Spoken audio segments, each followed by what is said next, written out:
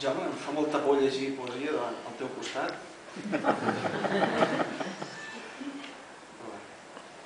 No, aquí on va, també. La Marta Pérez ens vam conèixer a través d'internet i a partir d'aquí vam establir una sèrie de complicitats molt interessants amb el permís del Joan, perquè internet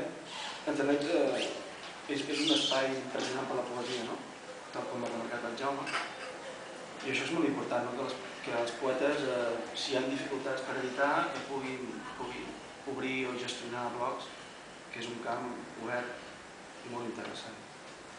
D'ella destacar el seu últim llibre, Dones Deure, que és el Premi Jordi Pàmies de poesia de Guissona, i d'ella remarcar la seva convicció com a dona. Això és molt important, perquè a vegades el Jaume també ha remarcat molt les etiquetes i crec que, per exemple, la seva poesia clarament és una poesia de dona, i això és molt important, perquè a vegades la poesia masculina, a vegades, és molt masculina, i això és molt important, que hi hagi una mica de tacte en la seva poesia. I a part també és una poesia sense ideologia, i això és molt important, perquè finalment es veu que les ideologies acaben en fracàs. Els sentiments també, però és una altra història, és una cosa personal, llavors no hi ha cap problema. Si fracasses personalment no passa res, però si fracassem tots, malament. Llavors per això és molt important, que en la poesia no hi hagi ideologia, o no hi hagi moral, o no hi hagi sermonets. A vegades sí que els fas, els sermonets. No parlo de mi, però això és molt important, que la poesia sigui transparent i sigui expressiva, i que no vagi cap al silenci, perquè si no té sentit, t'expresses i vas cap al silenci. No sé, és un... Podríem després del bar fer un debat sobre això, per la poesia, però si la poesia se'n va cap al silenci és millor no dir res, per mi. I llavors Rosella és un dels poemes del llibre que més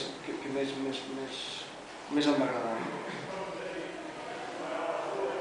Al fons, el teu castell, princesa, cal travessar el mite per arribar-hi. Color de cera al riu sense barca, el fossar, és ple de pètals de desengany. Dins les muralles hi ha el teu cor.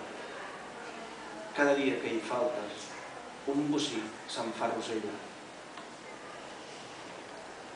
I això és un poema molt medieval, molt trobadoresc, i la imatge per mi és potent. La imatge de la rosella, del símbol i de tot el que passa després. Un petit fracàs, també, el poema aquest, però això no vol dir res.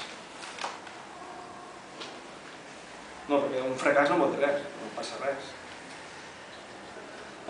Tots ens tenim.